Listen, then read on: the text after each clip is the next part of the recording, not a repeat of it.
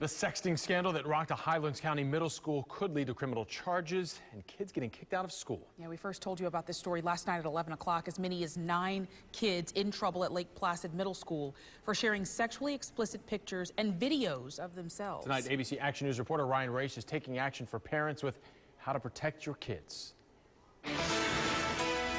Kids as young as 12 years old, just middle schoolers, not only headed to the principal's office, but the sheriff's office too.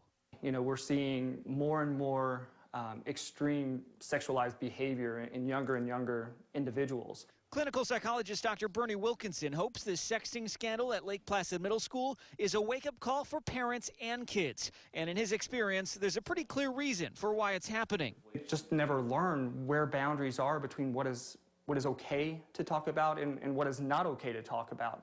In this case, investigators say as many as 9 children have been sending around nude pictures and videos of themselves to other students. Some so graphic, the Highlands County Special Victims Unit is now involved, analyzing the phones. The deputy superintendent with the district would not go on camera for us today, but told me that the sexting was so far over the line that some of the students involved will be recommended for expulsion.